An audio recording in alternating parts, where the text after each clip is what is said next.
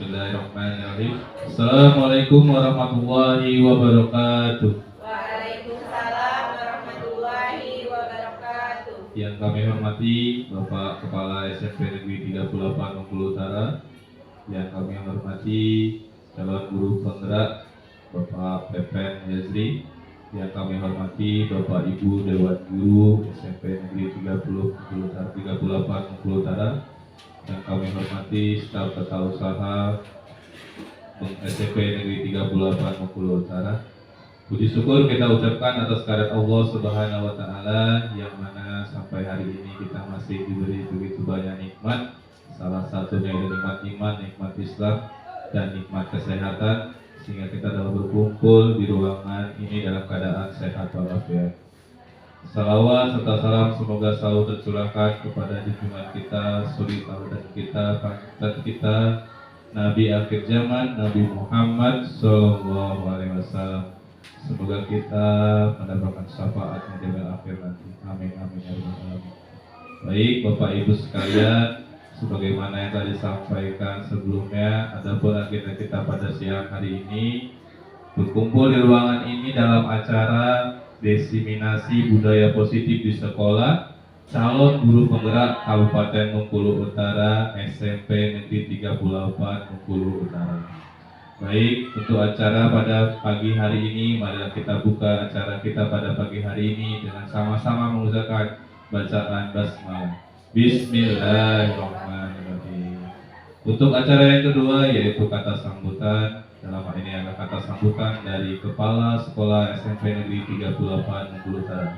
SPD kami persilakan. Ya, kita tunggu. Assalamualaikum warahmatullahi wabarakatuh. Ada teman jadi guru. Waalaikumsalam warahmatullahi wabarakatuh. Yang saya hormati, Bismillahirrahmanirrahim. Assalamualaikum warahmatullahi wabarakatuh. Waalaikumsalam warahmatullahi wabarakatuh. Yang saya hormati rekan-rekan semuanya di ruangan ini, dari Bapak Ibu Guru dan seluruh staf tata usaha, dan salam sejahtera bagi kita semua.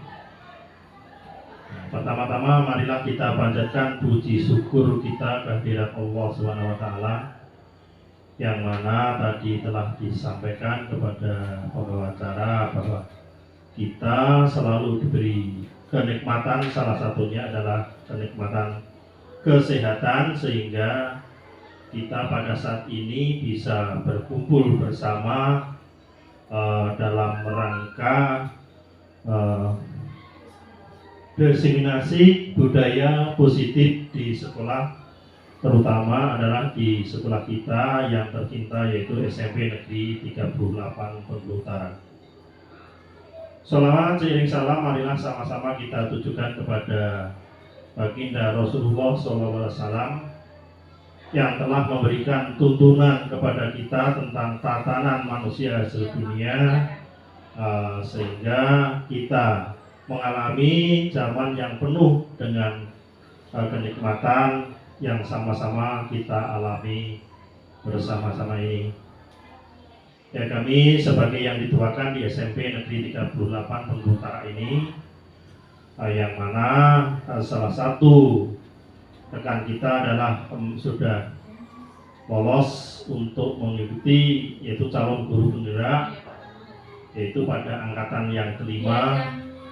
Maka dari itu, apa yang perlu kita tingkatkan budaya positif yang ada di sekolah kita, marilah sama-sama kita dukung langkah bersama tanpa kecuali, semuanya harus satu kata, yaitu untuk memajukan sekolah kita, terutama hal-hal yang positif sesuai dengan rambu-rambu sekolah penggerak yang akan kita laksanakan mungkin untuk tahun-tahun berikutnya, karena saat ini kita baru mengikuti yaitu untuk kurikulumnya, kurikulum Iya. Belajar ya, masih apa? Ya nanti. Kurikulum belajar belum menggerak seperti, karena untuk Ya. kurikulum penggerak nanti itu sudah menyandang status sekolah kita adalah sekolah Silakan. penggerak. Nah, untuk itu langkah untuk selanjutnya yang telah dirintis oleh rekan kita yaitu Bapak Pepen Yasri yang telah lolos sebagai guru penggerak. Mari kita sama-sama untuk mendukung, sama-sama kita bergerak bersama untuk hal-hal yang positif ya nantinya demi kemajuan sekolah kita. Mungkin itu yang perlu saya sampaikan. Lebih dan kurangnya kami mohon maaf, dan kepada Allah kami mohon ampun. Wabillahi hidayah. Assalamualaikum warahmatullahi wabarakatuh. Waalaikumsalam. Terima kasih kepada Bapak Fadil yang telah menyampaikan kata sambutannya. Untuk acara yang selanjutnya yaitu pemateri atau acara inti kita pada pagi hari ini. Dalam hal ini untuk penyampaian materi akan disampaikan oleh guru kita kepada Bapak Pepen Yasri. Kami persilakan. Assalamualaikum warahmatullahi wabarakatuh. Waalaikumsalam warahmatullahi wabarakatuh. Salam dan bahagia yang terhormat Bapak Kepala SMP Negeri 38 Mukul Utara, Bapak Fadil Sarjana Pendidikan. Yang kami hormati Bapak Ibu Dewan Guru beserta tata usaha yang mengikuti kegiatan kita pagi hari ini, pagi menjelang siang, dalam rangka diseminasi budaya positif di sekolah. Saya sebagai calon guru penggerak angkatan 5 Kabupaten Bogor Utara dari SMP Negeri 38 Bogor Utara pada hari ini Rabu 14 September 2022. Tentunya terima kasih kepada Bapak Ibu Dewan Guru yang telah hadir memenuhi undangan yang telah saya berikan beberapa hari yang lalu. Dan alhamdulillah pada kesempatan ini Bapak Ibu bisa mengikuti kegiatan ini. Kegiatan ini sifatnya hanya berbagi informasi baik dan sifatnya sharing. Mungkin beberapa teori atau ilmu yang saya sampaikan nanti telah Bapak Ibu temukan sebelumnya, baik itu mungkin di bangku pendidikan atau dari informasi yang lain, yang tentunya nanti membuat suatu penguatan kita bersama dalam membahas bagaimana budaya positif di sekolah. Bapak Ibu sekalian, kita berusaha untuk merubah paradigma. Slide-nya tolong dipindahkan. Yang dulu kita kenal adalah stimulus respon. Nah, menurut Stephen R. Covey, bagaimana seseorang bisa berubah dari paradigma stimulus respon kepada pendekatan teori kontrol. Nah, Bapak Ibu sekalian, dalam teori kontrol ada 3 poin yang perlu kita pahami bersama. Yang pertama, hanya Anda yang bisa mengontrol diri Anda. Jadi sebenarnya yang bisa mengontrol diri kita sendiri itu adalah kita sendiri. Mau melakukan apapun, pada hakikatnya itu adalah kemauan dari kita sendiri. Itu yang pertama. Yang kedua, Anda tidak bisa mengontrol orang lain. Artinya kita hanya bisa mengontrol diri kita sendiri dan kita tidak bisa mengontrol orang lain. Yang ketiga yang paling penting adalah semua perilaku apapun yang kita lakukan pada hakikatnya mempunyai tujuan. Itu teori kontrol. Nah, banyak perbedaan antara stimulus respon dan teori kontrol. Kalau di stimulus respon, realitas kebutuhan kita sama. Tetapi pada hakikatnya di teori kontrol, realitas atau kebutuhan kita berbeda. Itu nampak perbedaannya. Jadi kalau di stimulus respon sama, tetapi di teori kontrol yaitu realitas kita berbeda. Jadi Bapak Ibu sekalian, kita sering kali menemukan anak-anak yang terkadang terlambat datang sekolah, melakukan pelanggaran disiplin, identik dengan suatu pelanggaran, dan itu pun berulang kali. Pada hakikatnya sebenarnya adalah kita tidak tahu apa sih tujuan anak itu melakukan yang seperti itu. Apa latar belakang anak bisa seperti itu. Nah, di dalam budaya positif ini kita akan mengetahui lebih jauh apa penyebab dari anak-anak ketika yang kita lakukan itu adalah suatu pelanggaran hukuman bagi anak. secara umum, secara garis besar, kita sebagai guru selama ini Bapak Ibu, termasuk saya sebelum mendapatkan ilmu ini, kita identik dengan yang namanya menghukum. Jadi apa-apa pelanggaran yang dilakukan anak-anak, kita identik dengan menghukum. Next. Nah, di dalam proses belajar mengajar ataupun kita sebagai dewan guru Bapak Ibu, menurut Dan Gosen dalam bukunya Restoring School Discipline menyatakan ada 3 motivasi perilaku manusia. Yang pertama, motivasi yang paling rendah yaitu untuk menghindari ketidaknyamanan atau hukuman. Ini adalah tingkat rendah dari motivasi perilaku manusia. Jadi ketika anak-anak mengerjakan PR, dia hanya asal mengerjakan.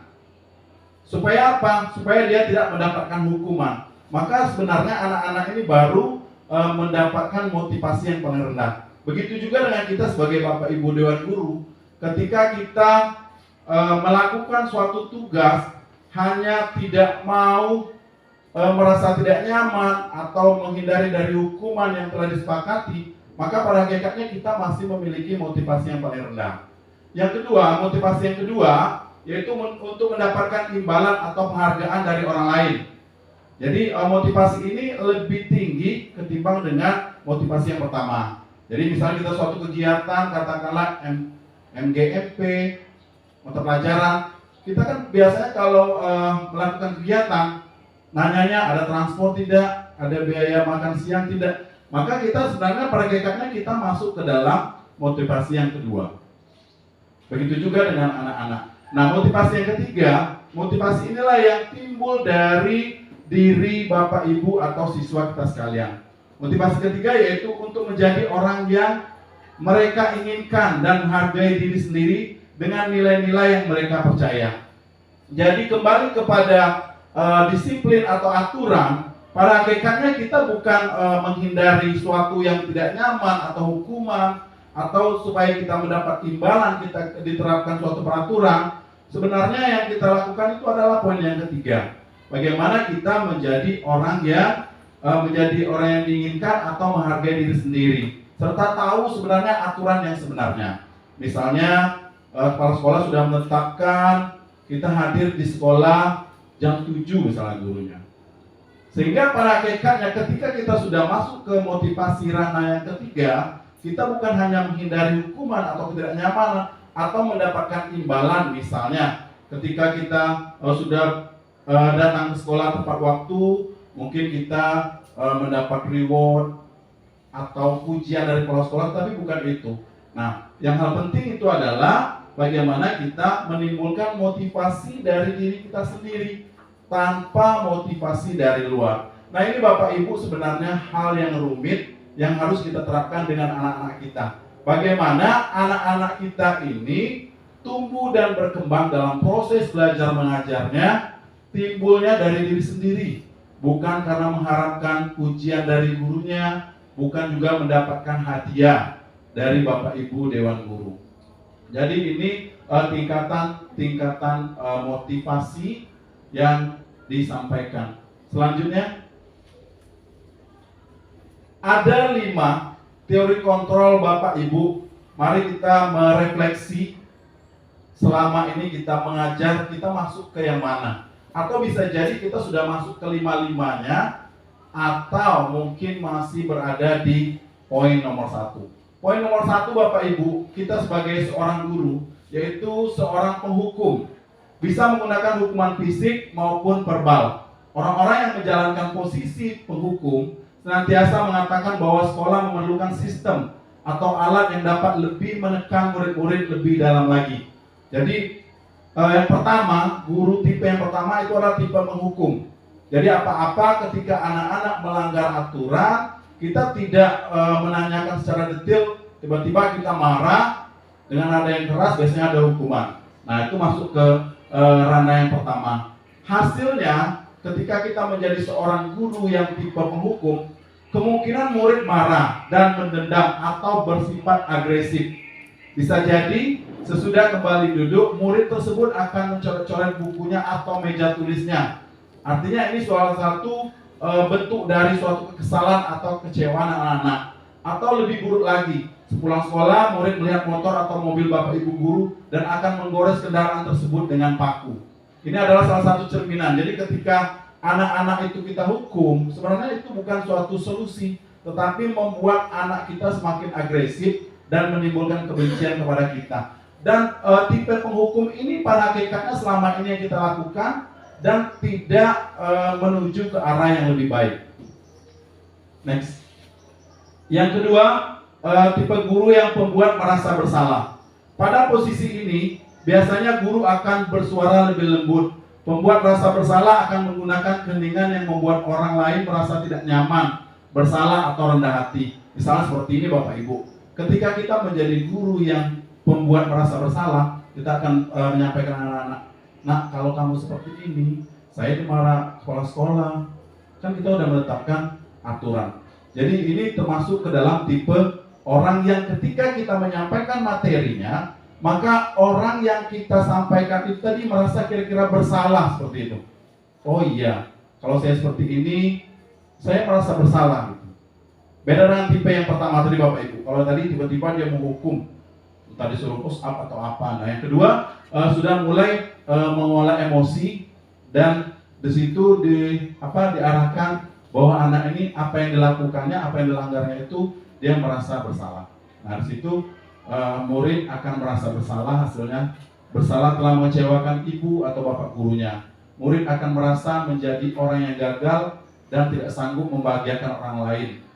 Kadangkala sikap seperti ini lebih berbahaya dari sikap penghukum karena emosi akan tertanam rapat di dalam. Murid menahan perasaan, tidak seperti murid dalam dengan guru penghukum, di mana murid bisa menumpahkan amarahnya walaupun dengan cara negatif. Murid tertekan seperti inilah yang tiba-tiba bisa meletus amarahnya dan bisa menyakiti diri sendiri atau orang lain. Jadi dia lebih ke katakanlah seperti main perasaan. Kenapa? Dia merasa apa yang dia lakukan itu suatu kesalahan yang fatal, Bapak Ibu. Kalau yang pertama tadi kan lebih ke main fisik. Next, yang ketiga. Nah, yang ketiga itu tipe guru yang seperti teman gitu. Guru pada posisi ini tidak akan menyakiti murid, namun akan tetap berupaya mengontrol murid melalui persuasi. Nah ini juga sering yang kita terapkan Bapak Ibu. Kita berusaha untuk memperlakukan siswa kita menjadi suatu teman, tetapi ada posisi negatif dan positifnya. Negatifnya apa? Terkadang anak-anak ini merasa dilindungi dan merasa tertolong.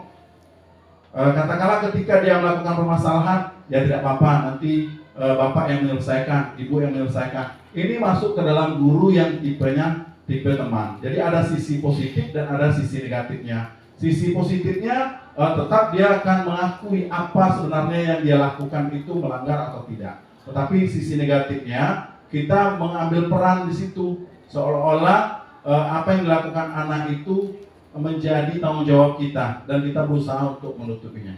Selanjutnya yaitu yang keempat, pemantau. Memantau berarti mengawasi. Pada saat kita mengawasi, kita bertanggung jawab atas perilaku orang-orang yang kita awasi. Posisi pemantau berdasarkan pada peraturan-peraturan dan konsekuensi. Dengan menggunakan sanksi atau konsekuensi, kita dapat memisahkan hubungan pribadi kita dengan murid sebagai seseorang yang menjalankan posisi pemantau. Jadi yang ini dia sudah mulai membedakan, tidak memposisikan sebagai teman, ya. Tetapi belum menemukan solusi yang terbaik. Belum ada menemukan solusi yang terbaik dan dia juga tidak melakukan suatu hukuman. Ini posisi pemantau. Yang terakhir, ini posisi yang paling sempurna Bapak Ibu, manajer, posisi yang tertinggi. Jadi posisi manajer itu adalah posisi ketika kita melihat anak melakukan suatu kesalahan, kita akan menanyakan dulu permasalahannya apa. Ketika dapat permasalahannya apa, kita akan memberikan solusi. Tetapi dalam hal ini kita tidak akan melakukan suatu hukuman kepada anak-anak kita. Jadi kita memberikan suatu solusi dan suatu terapi. Permasalahan yang dilakukan anak ini nanti tidak akan terjadi lagi. Akan ada solusi. Nanti kita akan berbicara tentang restitusi.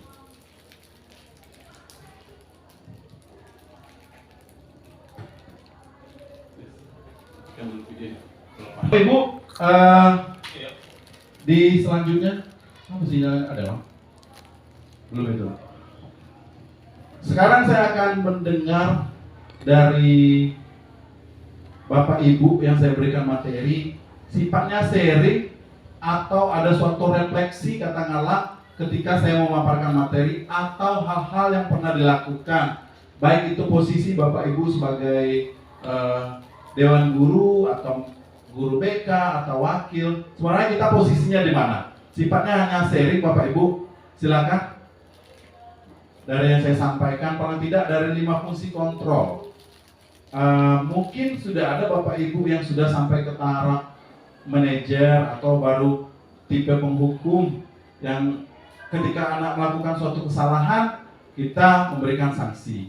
Tapi kalau memang hukuman itu ada 2, terkadang kita tidak bisa membedakan, mungkin tidak terlalu memahami gitu. Ada konsekuensi, ada hukuman. Kalau hukuman itu biasanya kita melakukan apa yang kita suruh dengan anak, itu tidak ada hubungannya dengan materi. Katakanlah seperti ini, ketika anak-anak terlambat datang ke sekolah, padahal anak itu jadwalnya piket kelas atau piket 7K dan piketnya belum selesai, maka konsekuensinya ketika kita hukum anak ini tetap melakukan suatu piket, katakanlah seperti itu, kebersihan, maka dia tergolong dalam konsekuensi, bukan hukum. Tetapi ketika anak-anak itu terlambat datang ke sekolah, tiba-tiba langsung kita suruh push up dan sebagainya, itu masuk ke tipe penghukum. Jadi konsekuensi itu sebenarnya efek dari apa yang dia lakukan. Katakanlah seperti ini, ketika anak-anak istirahat, dia sibuk saja bermain, tidak makan di kantin, dan ada bel masuk, anak itu harus masuk, padahal dia masih mau makan. Nah, ini adalah salah satu konsekuensi atau efek dari dia tidak bisa mengatur waktu. Mestinya pada saat istirahat, anak-anak itu bisa memanfaatkan waktunya untuk makan di kantin. Jadi antara konsekuensi dan penghukum itu beda jauh. Silakan Bapak Ibu, mungkin ada yang sharing atau berbagi pengalaman atau kira-kira ada suatu komentar dari pemaparan yang telah saya sampaikan. Silakan.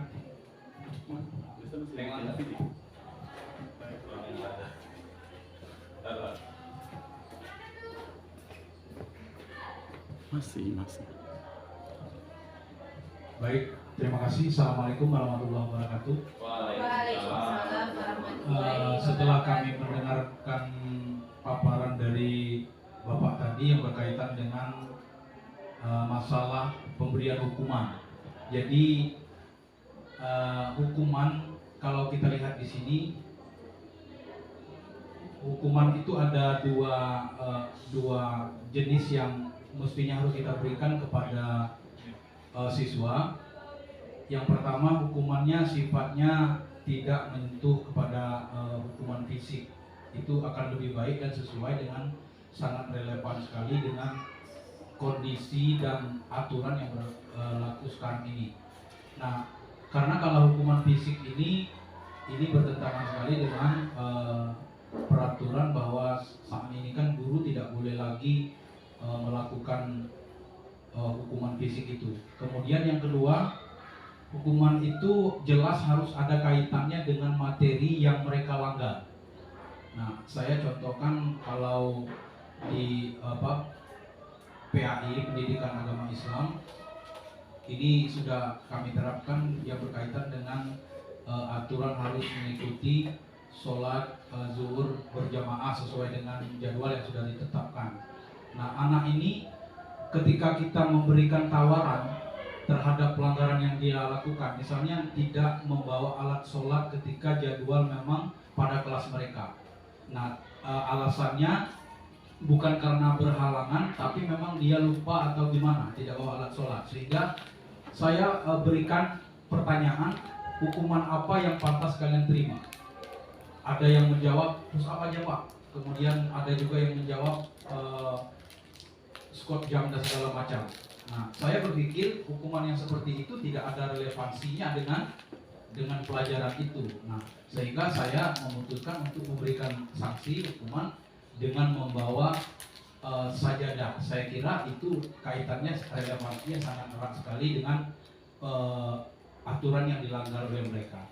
Nah, maksud saya apakah ada trik khusus dan aturan khusus yang harus kita lakukan sebagai guru sehingga hukuman itu nanti relevan atau tidak dengan materinya, atau bahkan boleh tidak ada relevansinya dengan materi kita. Nah, karena kalau bicara fisik tadi ini nanti kita akan terbentur dengan aturan. Nah, saya kira saya mohon penjelasan itu, dan apakah memang ada aturan khusus bagi guru untuk memberikan hukuman kepada anak sekalipun sesuai atau tidak dengan materi yang disampaikan atau aturan yang sudah mereka langgar. Terima kasih. Assalamualaikum warahmatullahi wabarakatuh. Waalaikumsalam warahmatullahi wabarakatuh.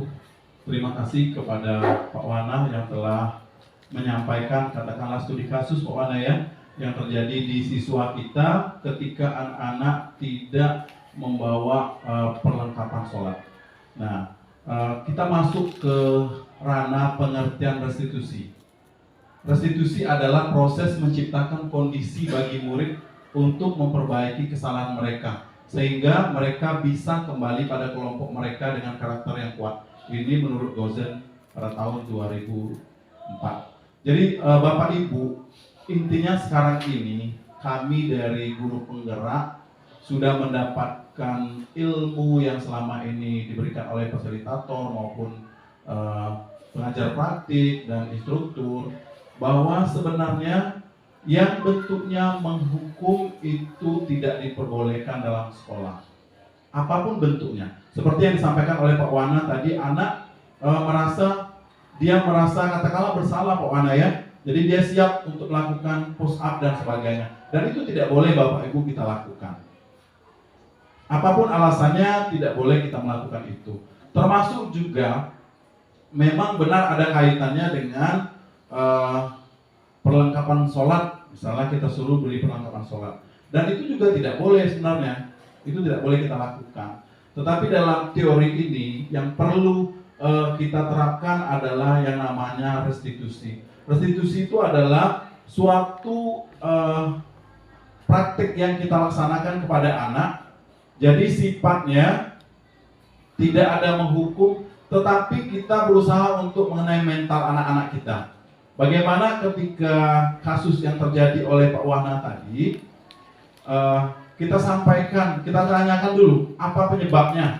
Ternyata sudah ditanyakan dari Pak Wana ya, terlupa dan sebagainya. Nah, kita sebagai guru mestinya Bapak Ibu akan mendiskusikan ini dengan anak, memberikan solusi seperti apa solusinya supaya hal-hal yang terjadi ini tidak terulang kembali. Seperti itu. Jadi kalau misalnya tadi tentang perlengkapan sholat, jadi anak-anak itu yang pertama kita tanyakan, kenapa kamu tidak membawa perlengkapan sholat? Lupalah, tertinggallah, ada mungkin yang menjawab biasa aja, seperti itu kan? Anak-anak kita bisa jadi. Jadi yang pertama, kita melakukan suatu penguatan. Kita melakukan suatu penguatan kepada anak. Jangan sampai anak merasa bersalah dengan yang dia lakukan, tetapi efeknya nanti dalam teori ini yang kami peroleh, anak-anak ini nanti akan melakukan suatu perubahan yang positif. Jadi misalnya ketika dia bilang, saya lupa bawa Pak, oh ya nggak apa-apa, kemarin juga misalnya kan di kelas 9B misalnya, Bimo kemarin juga seperti itu nak, tetapi jangan diulangi lagi kegiatannya seperti itu, hal yang seperti itu. Nah sekarang kira-kira kamu tahu tidak aturan apa yang kamu langgar ketika kamu tidak membawa perlengkapan sholat? Nanti anak kan akan berpikir, saya tidak mentaati aturan sekolah, saya tidak disiplin, saya tidak bertanggung jawab. Karena kenapa? Kalau dia bertanggung jawab, kalau dia disiplin, pasti anak ini akan membawa perlengkapan sholat, tidak ada yang tertinggal. Nah, hal inilah Bapak Ibu dalam teori ini yang perlu kita tekankan. Bagaimana anak-anak ini bisa melakukan kebajikan universal. Bagaimana anak kita ini merasa bertanggung jawab, merasa disiplin dengan apapun aturan yang telah kita tetapkan bersama, baik itu aturan sekolah maupun aturan di kelas. Makanya Bapak Ibu, ke depan kita sepakati bersama kepada Bapak Ibu wali kelas dan Bapak Ibu guru yang mengajar di kelasnya masing-masing, kita membuat suatu kesepakatan kelas. Kesepakatan ini timbulnya dari anak-anak sendiri. Misalnya kesepakatannya tidak boleh terlambat masuk kelas. Itu yang menimbulkan idenya anak-anak. Jadi ketika nanti ada pelanggaran, pada hakikatnya dia melanggar aturan dia sendiri. Yang selama ini yang kita buat aturannya adalah kan aturan kita sendiri. Misalnya kalau anak-anak alfa dendanya big boss 2, misalnya seperti itu. Dan akhirnya ketika memang kita yang menetapkan aturan, anak-anak juga mengikuti itu. Mestinya kita merubah pola itu. Bagaimana kita membuat kesepakatan, membuat aturan. Supaya apa? Supaya yang disampaikan oleh Pak Wana tadi, Pak Wana bisa melemparkan dengan anak. Nah, di awal kemarin kita kan sudah membuat kesepakatan ketika nanti sholat harus membawa perlengkapan sholat dan sebagainya. Nah, sudah sampai di fase itu, baru nanti kita memberikan solusi. Kira-kira nak, kamu masih mau nggak melanggar aturan ini? Masih mau nggak besok kamu tidak membawa? Kita berusaha untuk mengarahkan anak, dia akan menjawab tidak nanti, tidak. Nah, kira-kira solusinya apa? Solusinya apa? Supaya nanti kamu tidak tinggal lagi. Setelah pulang sekolah hari sebelumnya, perlengkapan sholatnya sudah saya masukkan, seperti itu kawan. Atau saya minta bantu dengan orang tua saya untuk mengingatkan bahwa besok saya membawa perlengkapan sholat, pagi-pagi perlengkapan sholatnya sudah saya masukkan. Jadi itu solusi yang kita tawarkan. Nah, kalau sudah seperti itu, baru nanti anak kita kembalikan ke kelompoknya. Jadi tidak ada anak yang kita berikan sanksi atau hukuman tadi Pak Wana. Jadi dalam teori yang kami pelajari, tidak ada lagi hukuman, baik itu hukuman fisik maupun hukuman mental. Karena tadi sudah saya sampaikan ada fisiknya, ada mental. Mental itu kan lebih ke rasa bersalah, tadi kan kenanya kan ke mental. Jadi memang ini sebenarnya Bapak Ibu tugas berat bagi kita semua. Apalagi kita sudah ngajarnya di SMP. Mungkin tertanam di PAUD, setelah di SD, karena tidak berkesinambungan, Bapak Ibu gurunya tidak memahami hal-hal ini, dia terputus. Makanya di SMP, kembali lagi, untuk menerapkan ini jujur saja bukan hal yang gampang. Tetapi kalau kita berbenah, perlahan-perlahan, insya Allah akan ada efek positifnya. Walaupun kita tidak melakukan hukuman. Ternyata sebenarnya Bapak Ibu, setelah kita evaluasi selama ini, menghukum seberat apapun anak tidak akan berpengaruh dengan kualitas anak, dengan kualitas sekolah kita. Bahkan kadang-kadang pada hakikat anak itu sudah menandai kita seperti apa. Oh, ini tipe gurunya penghukum, atau ini jadi teman dan sebagainya. Jadi inti dari saya memberikan materi pada hari ini adalah bagaimana kita merubah paradigma, merubah pola kita. Bahwa sebenarnya ketika anak melakukan suatu pelanggaran, pasti ada penyebab dan akan ada solusinya. Nah, dalam kesempatan ini kami menekankan, jangan lagi ada hukuman, tetapi kita memberikan suatu solusi. Solusi ini bisa kita tawarkan apabila kita bisa berangkulan.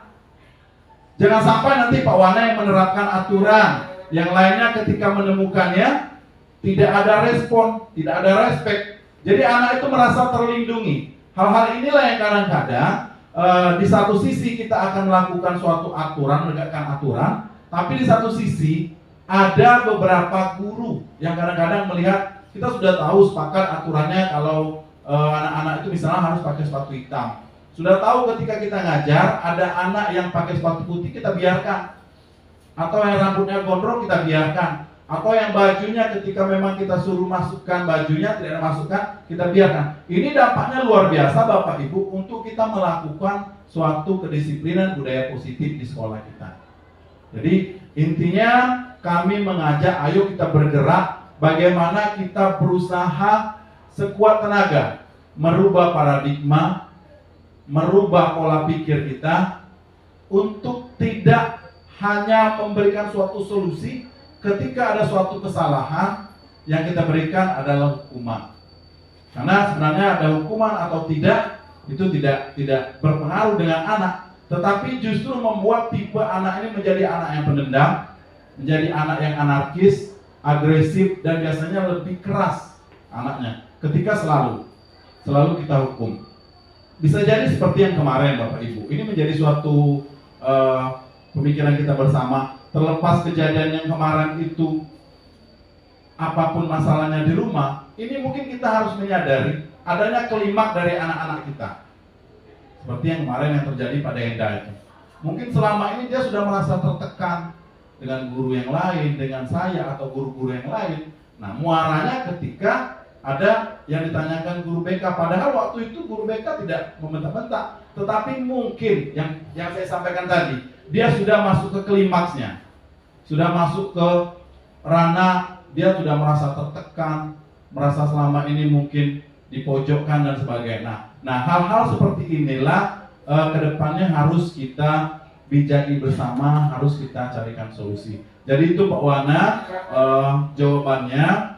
Kalau dari teorinya cukup sederhana, tetapi tetap harus kita bekerja sama. Seperti misalnya kita sepakat, pagi-pagi harus anak-anak sudah datang ke sekolah. Tapi kalau kita masuknya siang, bagaimana anak-anaknya mau datang pagi? Itu adalah contoh sederhana Bapak Ibu. Memang terkadang aturan yang kita terapkan itu muaranya pasti kepada guru. Muaranya kepada guru, apapun itu. Jadi kalau misalnya kita mau suruh anak datang pagi-pagi, kita juga harus pagi. Kalau kita nyuruh anak-anak datang jam 7 supaya kita tahu dia datang jam 7, berarti kita datangnya jam 7 kurang. Tetapi selama ini secara umum kita selalu mengandalkan hukuman itu menjadi suatu senjata, Wana. Ya, hukuman itu menjadi suatu senjata. Tapi dengan program guru penggerak ini kita perlahan mencoba melakukan hal-hal yang lebih baik lagi ke depannya supaya ada perubahan. Memang perubahan ini tidak bisa terlihat dalam setahun, tetapi yang kita pikirkan adalah dampak ke depannya seperti apa. Apalagi dalam melakukan ini 1 bulan, misalnya seperti yang tadi yang diterapkan Pak Wana, anak-anak tidak bawa perlengkapan, terus tidak kita hukum, besok bisa jadi terjadi lagi gitu. Tetapi yakin dan percaya setiap yang kita usahakan pasti akan membuahkan hasil, walaupun memang nanti waktunya agak lama. Mungkin itu kira-kira Pak Wana penjabaran dari saya tentang apa yang Pak Wana sampaikan tadi. Ada lagi Bapak Ibu yang perlu kita diskusikan dari pemaparan saya, sifatnya sharing, berbagi, atau paling tidak merubah pola pikir kita menjadi suatu refleksi. Saya refleksinya, oh ternyata sebenarnya saya kemarin tipenya gurunya seperti ini. Itu suatu refleksi pembelajaran yang luar biasa, walaupun sederhana, tetapi dampaknya dengan kita juga luar biasa Bapak Ibu. Walaupun hanya sedikit materi yang saya sampaikan tentang fungsi kontrol. Nah, dengan fungsi kontrol itu aja kita sudah bisa merefleksi, bisa mengevaluasi. Saya tipenya di mana? Tipe yang mana yang sering saya lakukan? Atau bisa jadi melakukan kelima-limanya, tetapi kita tidak tahu kita itu masuk ranahnya yang mana. Gitu. Tidak tahu kita ranahnya mana, cuma actingnya kita seperti itu. Misalnya menjadi teman, ya, menjadi membuat orang merasa bersalah, jadi disampaikan anak-anaknya, nanti menasihatinya, kita kan sering Bapak Ibu menasihatinya, nanti kasihan orang tua kamu seperti ini. Nah, itu tipe termasuk ke dalam tipe yang membuat anak-anak kita merasa bersalah. Mungkin itu karena pemaparan dari saya, komentar yang saya tanyakan Pak Wana. Intinya tidak ada lagi hukuman baik itu fisik maupun mental.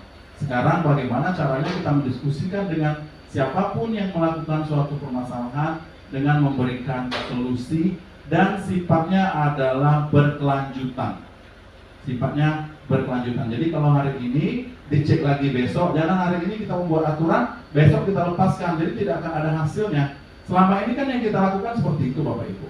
Ketika memang wakaf kesiswaan sepakat, siswa yang bajunya diluarkan akan kita sanksi kalau dulu, itu yang pertama, atau kita berikan teguran. Nah kan itu kan tidak jalan, sehingga memang kita tidak bisa melihat hasilnya karena yang kita hadapi ini kan benda bergerak yang mempunyai kontrol tadi, mempunyai kontrol sendiri-sendiri.